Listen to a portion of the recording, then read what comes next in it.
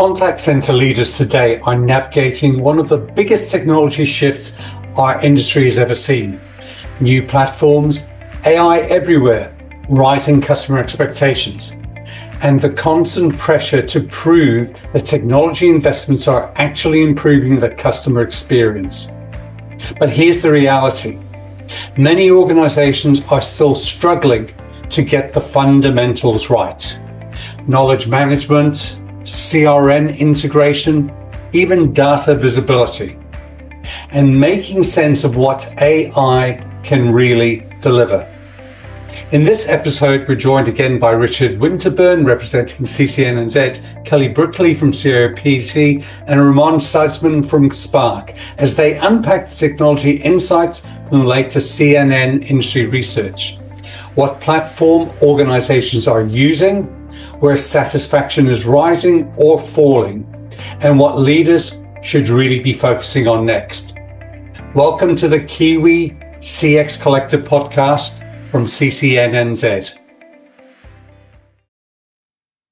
Hi, welcome back. It's Richard Winterburn here from CCNNZ, and we're going to carry on with session 2 of our podcast, which is product. I'm joined again by Kelly Brickley from COPC and Ramon Szeitszam from Spark. I've been practicing saying Ramon's name, and I think I've got that through all right. And don't worry, folks, if you're watching this on video, we recorded all 3 sessions on the same day, and hence we've got the same clothes on. I haven't just got one shirt. So moving on to my probably my favourite part, contact centre technology. Let's have a look at the statistics that we got in the COPC survey for contact centre technology. So I'm going to ask Kelly to talk us through this slide a little bit, and Ramon's going to comment chip in at times when you think we've got something to go through. Yep, so no surprises really. 50% use Genesis Cloud as their platform, followed by 23% Amazon Connect. Mitel, 10% still on-prem, so there's still a few of those out there.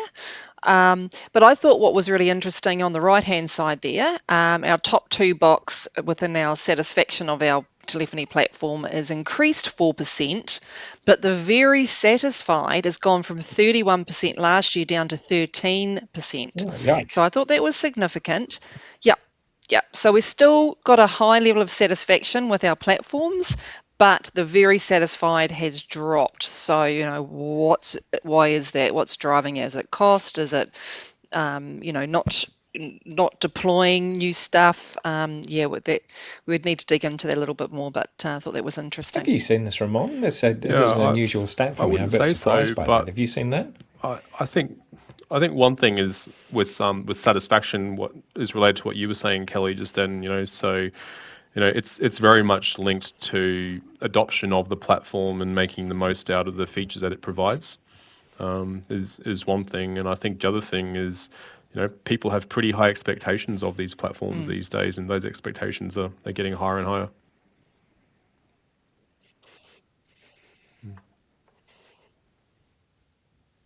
Sure enough. Yep, exactly. Good point. Okay, let's move on to the next slide. Knowledge management systems, providers and satisfaction. So again, this is a real foundation. Everybody's been talking about bots for the last year, and if there's one thing that we've learned, then it's that you have to have a good knowledge foundation for your bot to work from, and your staff, to be fair. They really don't want to be going into lots of different places for information. You really ideally want one single source of truth. So what we see here is that 30% of people have got an in-house solution. That's interesting. That's one of the largest. SharePoint is named here as 17% and Salesforce 13%. But 37% have got something else. So what would you say people are using in that 37%? Can we make a punt at what that might be? I think this is the classic argument between, do you use your native feature within like your CCAS platforms. Genesis Cloud has got knowledge base capabilities, or do you go to like a third party tool, like say a Live Pro or something like that?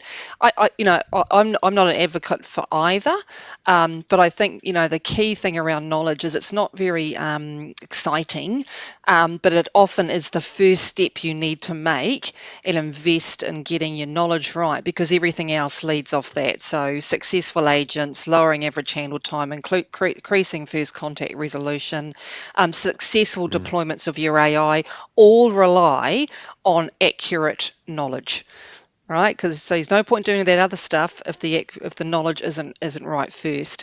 And we can see on the right hand side, look how, again, our top two box, we're only at 41% satisfaction with our knowledge management system. So there's a lot of us, or a lot of you, that there's a lot of work to do in that space. If we compared it to the telephony system, then 63% of people said they were satisfied this year. So only 41% are satisfied with their knowledge management system. Maybe that's because it's being queried. A changing role of knowledge as well, right? Yeah. So, knowledge it's dropped from last year. Was always, something that you would surface on your website. It's used by agents, and now knowledge is also being used to drive agentic bots and those sorts of things and provide them with information. And so, I know a lot of the customers that I work with, a big focus for them is actually working on their knowledge systems and making them fit for purpose, for those use cases. And so I don't know if that ties into that level of satisfaction. Maybe it does. No, I'm sure you're right. Our next slide here looks at CRM systems. Again, providers and satisfaction. So I'm just going to spin around the wheel here and talk about the largest provider of CRM system for our people who responded was Salesforce with 30%. Microsoft Dynamics with 17%, but at the same time, some folks had built an in-house solution. 17% of folks have got an in-house solution they built for CRM. SAP is at 13%, so that's usually the top end of the market, isn't it? And others 23%. Again, we're hovering around the sort of 45% satisfaction rate here. So there's, that's less than half people are. Well, actually, that's not true. 45% here are satisfied, 3% are very satisfied. So in total, that's kind of 48%. But you're looking at 52% of people who are either ambivalent or dissatisfied with their systems. Yeah, I wonder if that's to do with. I think. Sorry. Yeah, again, it's for me. It comes down to optimization, and it's always about what are you doing with the tool, and whether you're using Dynamics or Salesforce or whatever it is. Most of they will all have their own strengths and weaknesses, but they pretty much do the same stuff. So it does come down to the optimization and having a really strong roadmap and working with your partners and figuring out what should be deployed and when and where do we apply AI. And it's a lot. There is a lot, but often what I see a lot of is none of that sort of happening. You've got the contact center going, we want this, we want that, and this is annoying and wish we could fix that. But there's no sort of formal process to get that through. Or they're told, no, we've got another project, and so that's a lower priority for any changes that they want made. So that that is what I see has been the big challenge, is about getting the contact center, your needs and wants around, getting more out of the tools that you have. Yeah, how you implement those systems is key, right? That's the big challenge. Ramon, a question for you on that last slide there, where I don't want to take up too much time, but as we see Microsoft and Salesforce and some of the other CRM people bring voice and contact center into those platforms, how do you think this stat might change, or how do you think that will affect our marketplace? It's really interesting. I was going to mention probably an interesting one to go through. There's a lot of convergence that's going on at the moment. So between all the CRM players, so for example, Salesforce is busy, getting more into ITSM. ServiceNow is starting to get into CRM. A lot of them are having a look at doing voice, so digital channels, for example. Salesforce and Dynamics have been heavily involved in digital channels in organizations for quite some time now, and now moving into voice and more contact center functionality. So I think that's going to have a really big impact. There might be some changes to this survey needed in the future around CCAS platform and CRM, I think.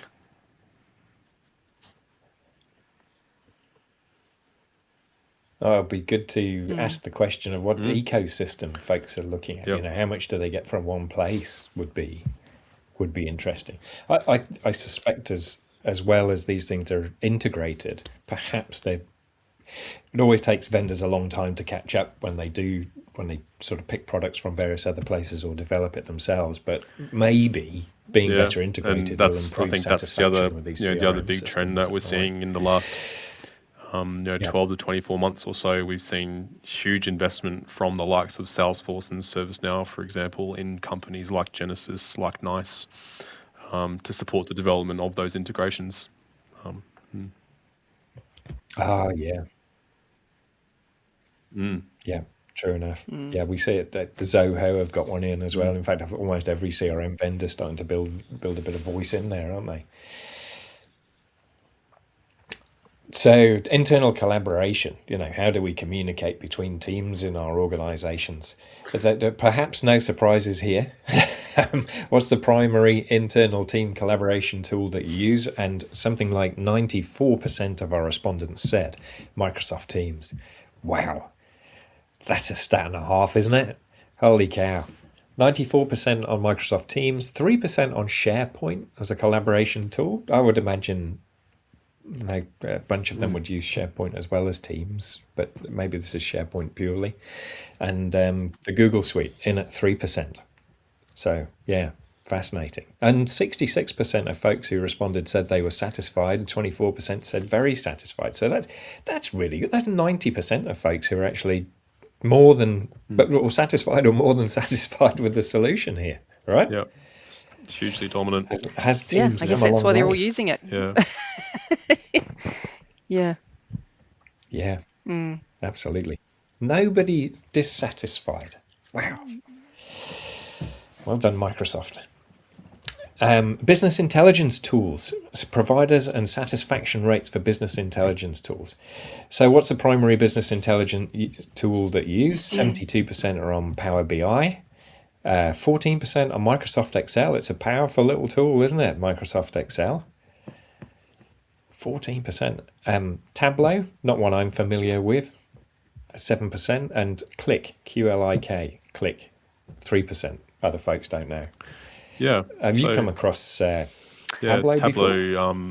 Is I've heard of it. By Salesforce, so you often find it used by Salesforce customers. Right. That would make sense. Yeah.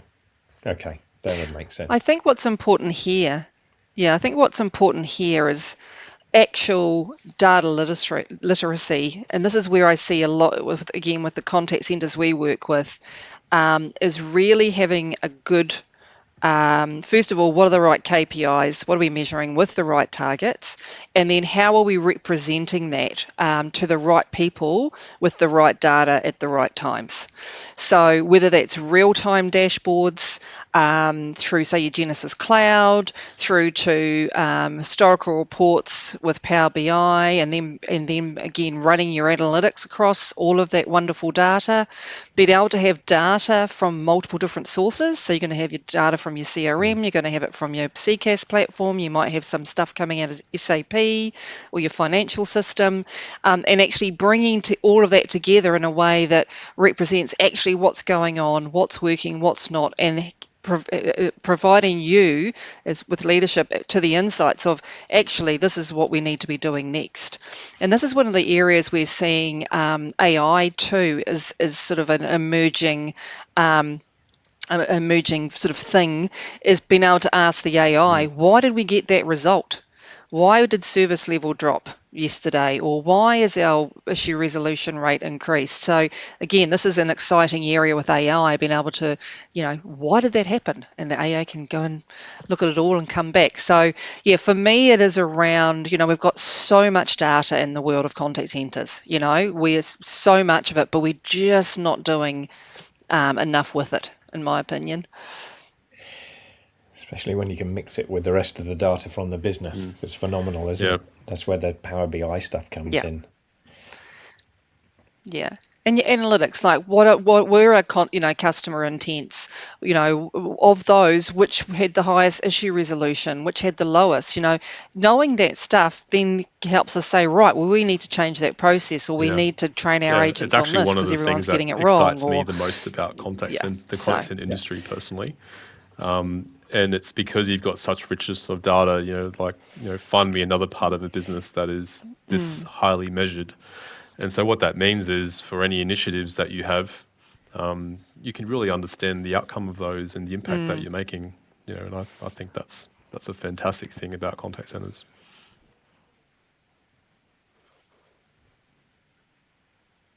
Sometimes it's a little forgotten, and I was listening to a story somebody told me the other day.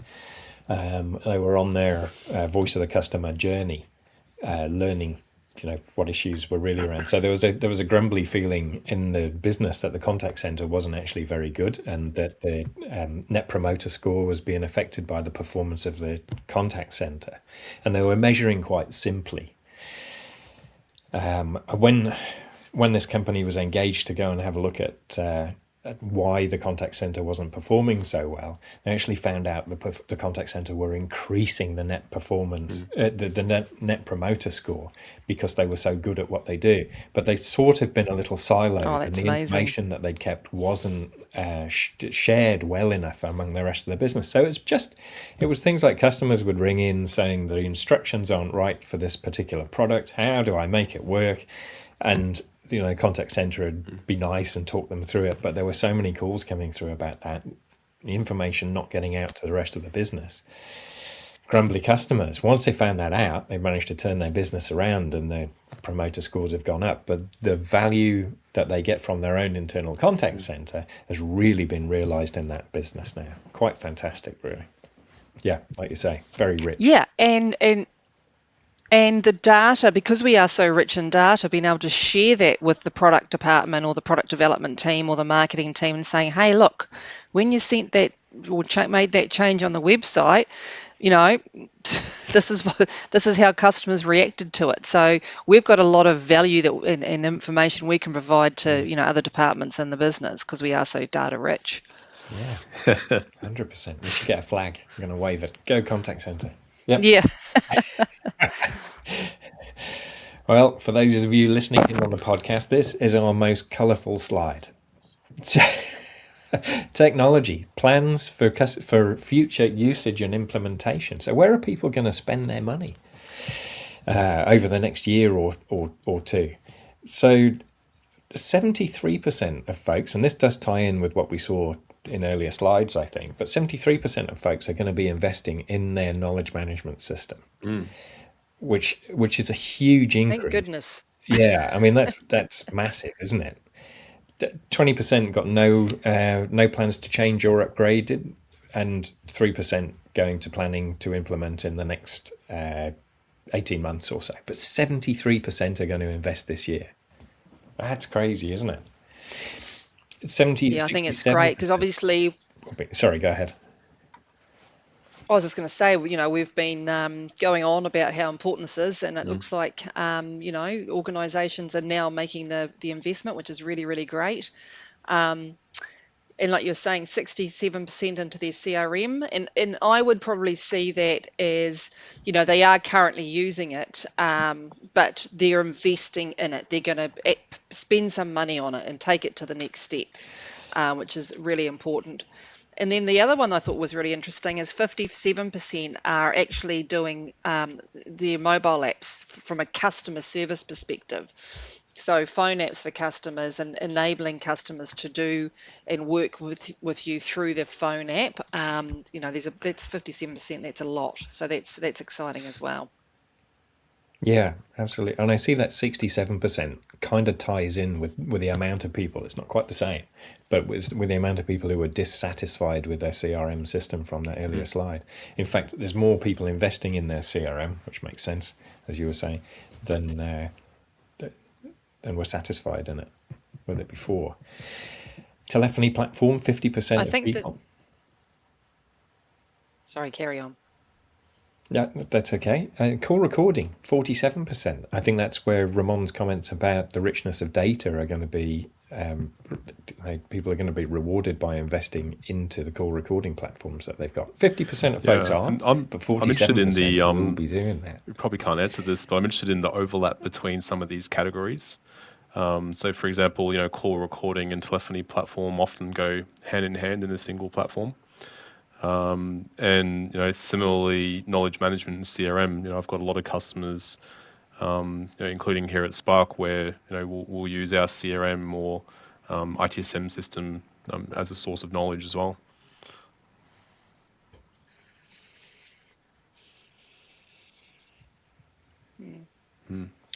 The one that stood out to me was the one on the bottom there, voice biometrics.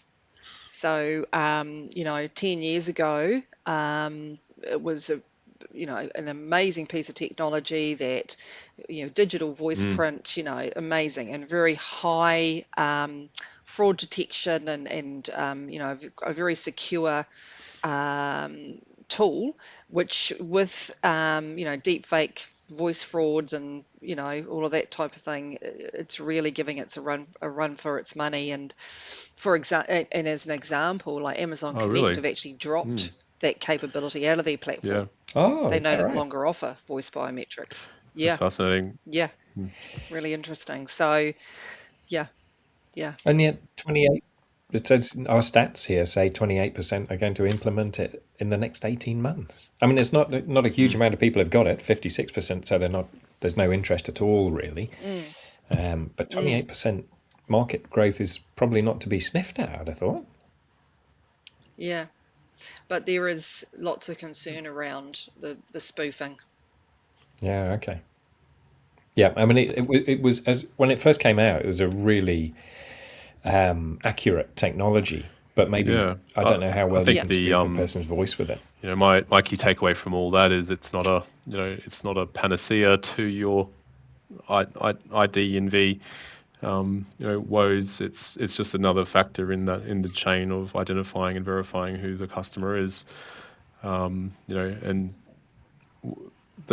what I consistently keep coming back to is that human beings are the front line of defense, right? So the knowledge of agents and their ability to detect when things aren't right, supported by technology, of course, is key.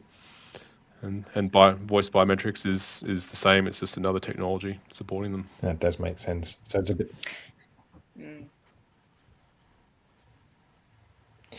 It's one And of MFA as well. So we start with voice biometrics. It gets through the IVR. It gets to an agent, and the result might be poor. So then the agent knows that they actually need to do another form of that's probably been a big verification. trend in the last 12 months or so, hasn't it, Kelly? Is biometrics in mobile, sorry, not biometrics, one-time passwords and so on in mobile apps. Yeah. Yeah. That's right. Yeah. Yeah, I think it works well. So now, how does your chatbot performance compare to your initial expectation? So we're looking at technology chatbots now, and on our slide here, we're showing what people think of it now in 2025, what it was like in 24 and 23 from the first survey that was done. So in 23, 67% of folks thought it was much more effective or somewhat effective than their expectations. But that's actually dropped, if I'm reading this graph rightly. It dropped quite a lot last year, down to about 33% who thought it was somewhat effective or much more effective. And this year we're at 31% who say that chatbots actually meet or exceed their expectations. I'd So that's speculate that quite a drop. What expectations do we have think's changed. behind that? Is one thing. Mine certainly have. Yeah, I Yeah, like it. my expectations are getting higher and People are higher and higher expecting too every much. day. And so yeah, I think that's possibly one thing. But Yeah. I'd say the other thing as well is that you know, these bots, they need to be watered and fed. They need to be maintained, and I don't think that many organisations do a fantastic job of that. You know, you always have to be tuning them and measuring their performance and those sorts of things. And yeah, there's an overhead to doing that.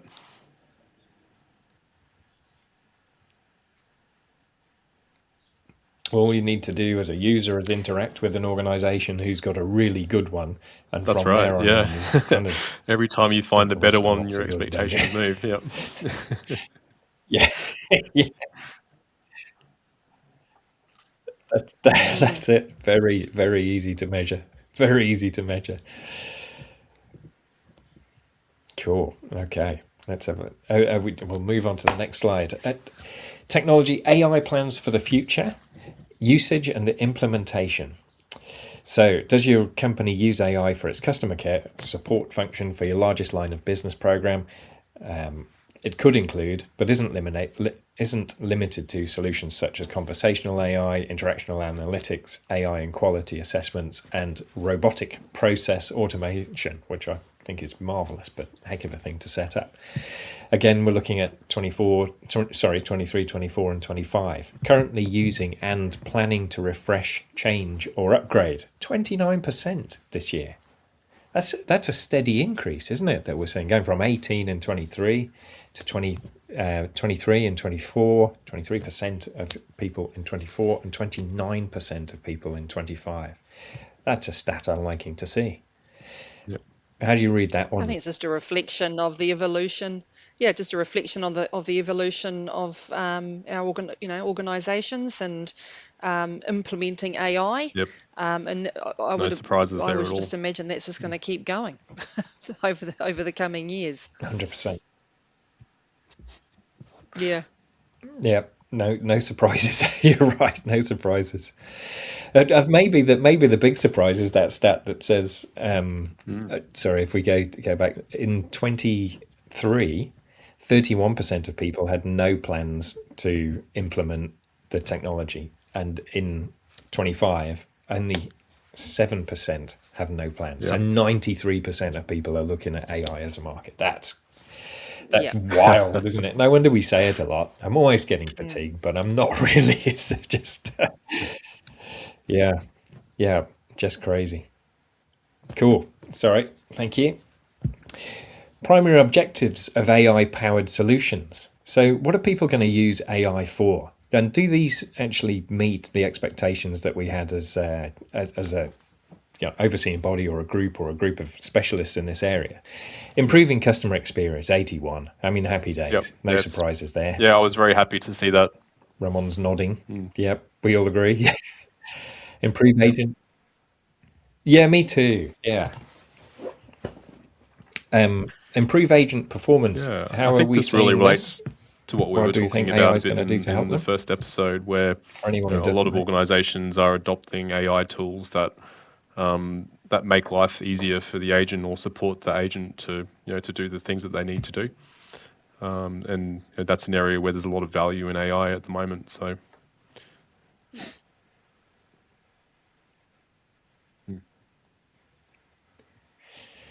Yeah, and there's a bit of double Yep. dipping there, right? Because if we improve the agent performance, that's going to improve the customer experience.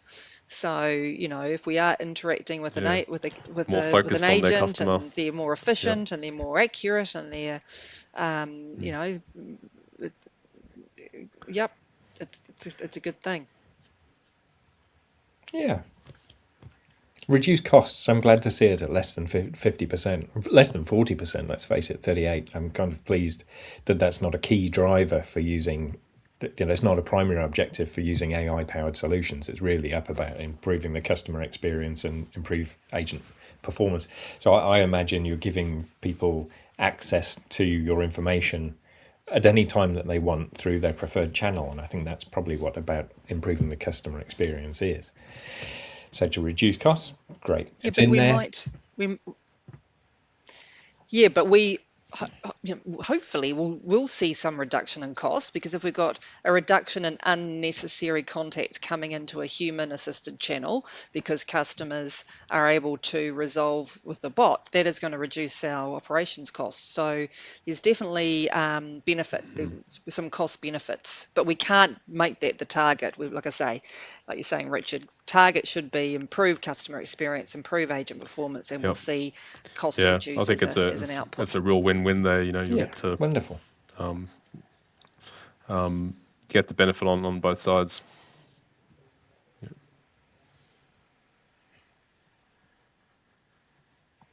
Yep, probably ties into that stat underneath as well there. Reduce costs and reduce human-assisted contact volumes, 27%. Bottom one's interesting. Fraud prevention. 19% of people are going to use this as a primary objective. Going to use AI as and I've come across customers who have that as Where do we see that? as one of their goals, and that's a lot of that is around compliance with scripting and those sorts of things, making sure that all the different aspects of compliance that the agent has to do, like identifying and verifying the customer properly, reading disclaimers and those sorts of things are complied with, and so AI does a good job of reminding people or flagging where those things have been missed.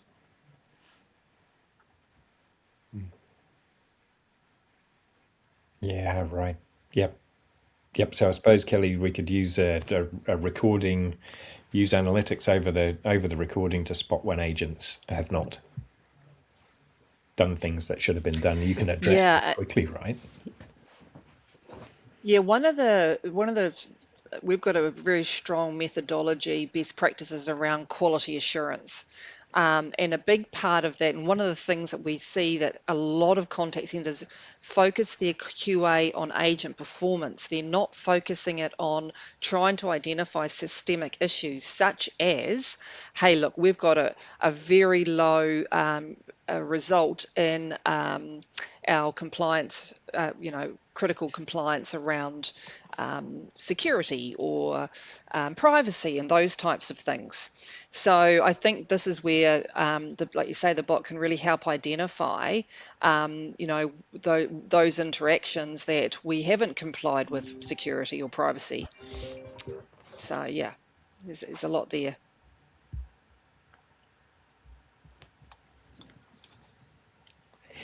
Cool. Moving on to the next slide. AI technologies used by organizations. What are people using it for?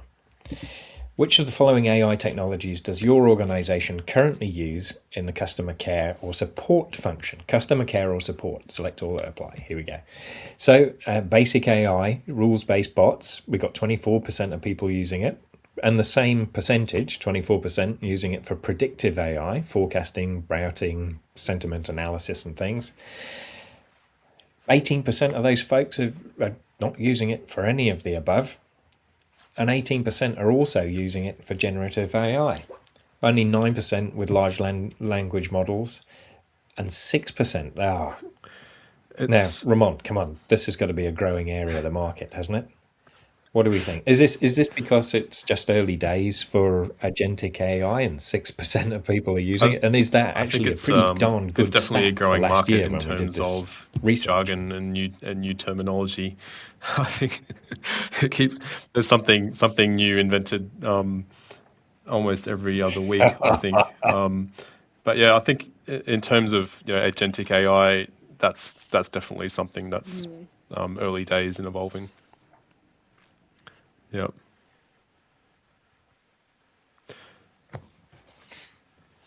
I think that's a great point, Ramon, because it is just the next version, isn't it, of AI? It's just the next.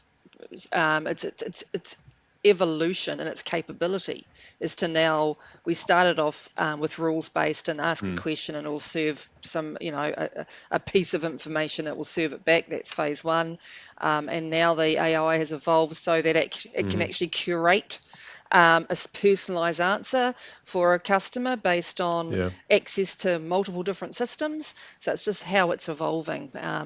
So I think that can be sometimes confusing, but Yeah. it's just AI. It's not a different type of AI. It's just it's evolution.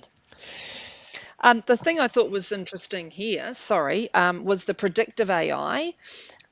We've done a piece of research that shows that using AI within the forecasting workforce management process to be able to be more accurate in your predictions of volumes and things like that has a very high return on investment, but it has very low uptake.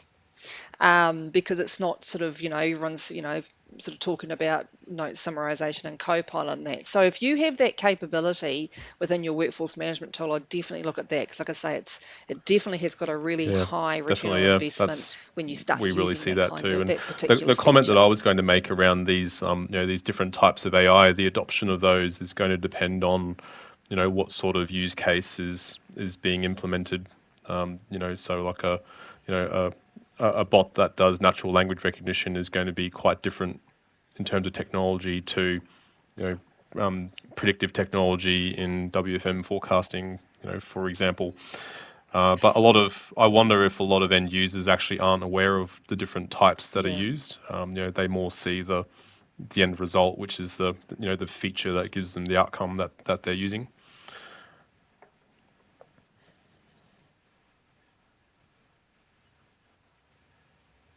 I think the other thing It's is that ubiquitous. every Yeah. tool has AI in it. So, your CRM has AI capability, your CCAS platform has AI capability. Yes, so like, which one do you use? There's a, it's, I think, was also very challenging as, where do we go? Do we use native? Do we get a third party? And there is no, again, one size fits all. You might, you will end up with multiple different tools performing multiple different functions within your sort of AI. Your AI your army of AI bots. army. That's the word I was. That's what I was Something less looking. I violent. was trying Yeah. to think of a word that was an army. It was a little bit more. You're you know what I'm trying to say. Yeah. All right, your virtual colleagues. You know where I was going. All right. So, what are the plans for future implementation of AI? AI tools, plans for future usage and implementation. Customer-facing chatbots, agent assistants, automated AI, or analytics AI. Oh, and operational AI. Sorry, last one. Yeah. So here we can see, interesting where the spend is going to be. So planning, this is my favourite one, in yellow there, planning to implement in the next 18 months. We can see that 59% of people are going to do some type of automation, AI automation. Well, and that's probably going to be call summarization, fairly easy to implement, easy to put forward. Ticket routing as well, to building tickets from emails and workflow automation is probably a little more tricky. What's I that? don't know. Sorry, Is that around right, automation Ramon? What do you AI, think? is that more tricky to do? Yeah. Yeah, workflow automation in AI is probably, of the three that are in that I think automation section, I think would probably say be the about that. trickiest. That one's interesting because we've got a lot of workflow tools already that are very good, that are out there in the market, and we're starting to see more and more AI come into those. So sometimes that can get a bit blurred around what actually is AI and what is just conventional rules-based things that have been created there. But there's also some really exciting technological advances that are happening in that space. Yeah. I think the term that I came across not too long ago was large action models, which is something that we're hearing more and more about, where that's really allowing AI to figure out how do I fulfill that thing? What are the different integrations and steps that I have that I can action, and how do I combine those to create a certain outcome? And so I think that's a pretty exciting area.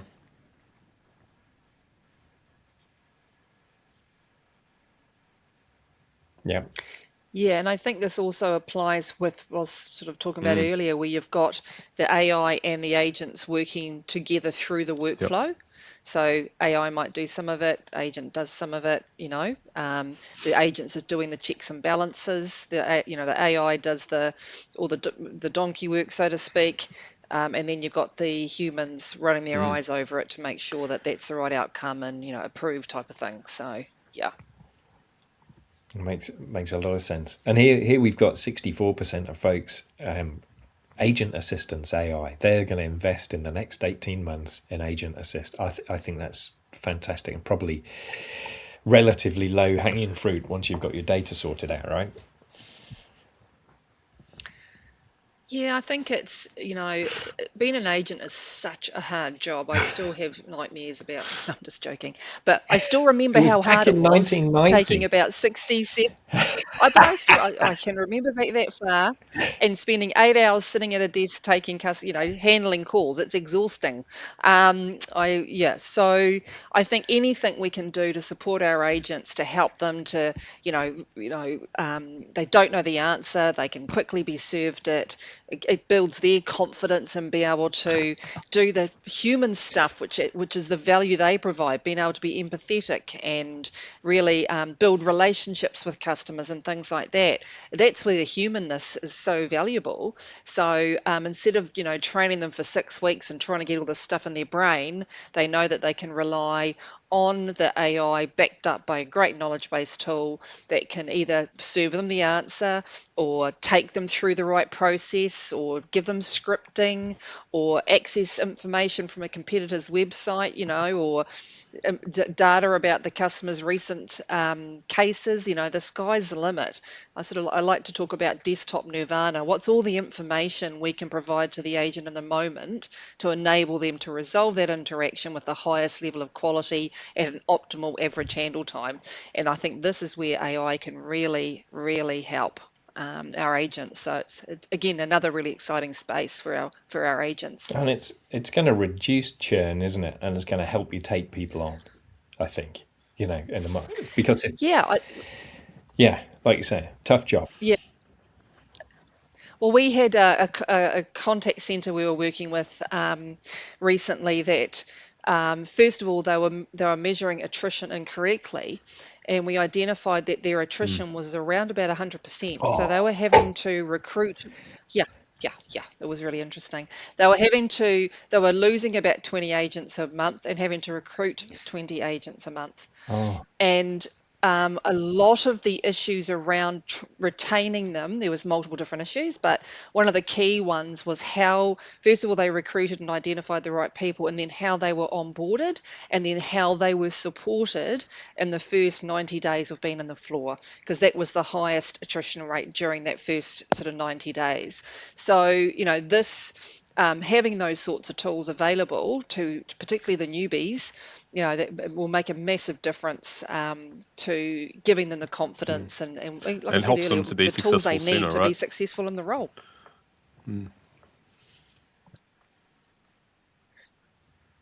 Yeah, Very, very good. speed to competency. Yep. And plans for future usage and implementation. This is quite a busy slide on here, so I'm going to pick the biggest column with yellow in it because that's my future growth I like to look at. 63% of folks will be are planning to use AI for analytics-enabled quality management. I agree. I think it's low-hanging fruit. I think it can be got and the not technology for very expensive. It's not very expensive or difficult to do. And I think the benefit that this represents for an organization, the cost of doing this with AI is quite reasonable from my experience, and it really allows organizations to move their quality programs from good looking like 3 or 4% of interactions to 100%, and just the data you get from that has so many other benefits. It's a no-brainer. Yeah, it is, isn't it? And it doesn't cost a lot to store. Once you've got the information, you can just feed it straight. It's not like you have to store your voice files or anything. You can just let it sit there and mine it afterwards, or have something live going over it. Yeah.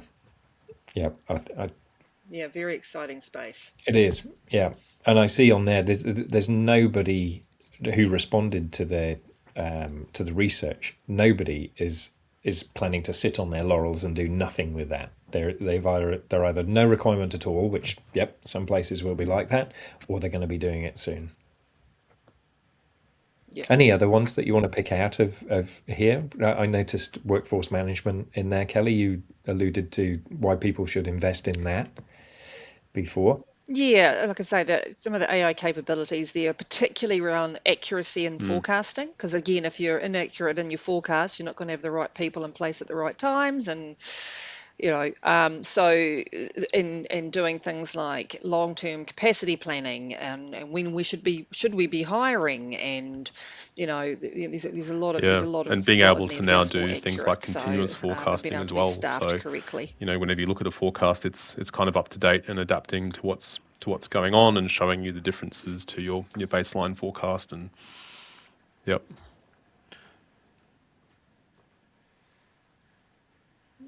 Yeah, that's cool.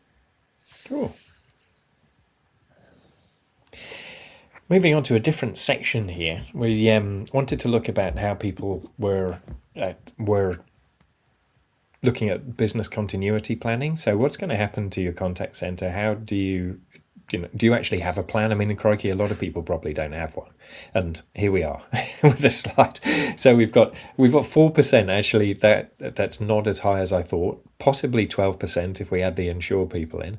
So up to 12% of people do not have a business continuity plan should there be a disaster in their contact center. And by this, we're talking about what happens if the place, heaven forbid, there's a bomb threat or something nasty like that, and you can't actually use your premises or something. So what do we think of this stat? 88% is pretty darn good, isn't it? The people who've actually got one.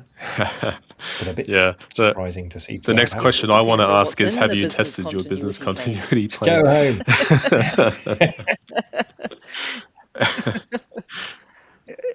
Well, it's a good question, because on the right-hand side there, you can say, it doesn't say tested, but it says, have you used it? So 55% of people in the last 12 months have actually used their business continuity plan. And more than half. And I think business continuity planning it's changed a little bit in the last few years with the rise of work from home, and with more cloud platforms being used. Some of the considerations are a bit different. Having people always working, or at least having the option to work in different locations, has certainly been a good thing for business continuity. But it's still an important thing to test and make sure those plans work. And then, of course, there's different types of events that you need to be testing for and considering.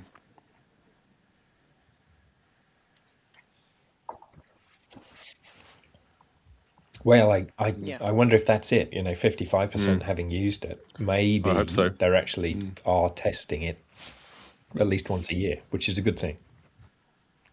Yes. Yeah, absolutely. How effective do you think it was? So that was another question that folks asked, and we went in 2024 to 2025.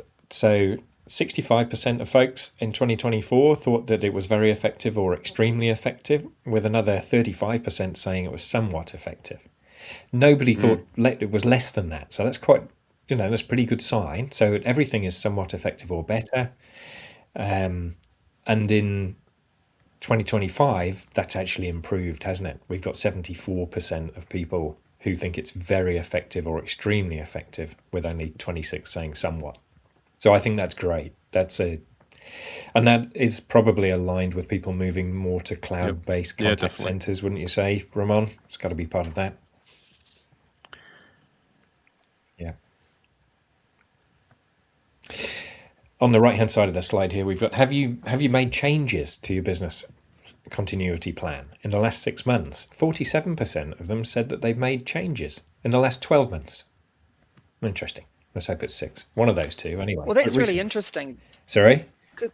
The previous slide, what's interesting about it is the previous slide said that they used 55% of people had used it, and then this slide is saying 53% have made changes. So they obviously used it and realised that it's a good thing, they needed to tweak it, and so they've made changes to it. So that's great.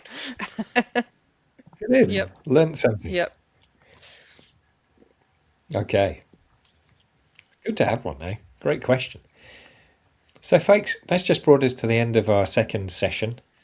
We're going to move on to a third session next, but join us for that separately. And I'd like to thank Kelly and Thanks for listening. Ramon for joining me for this one.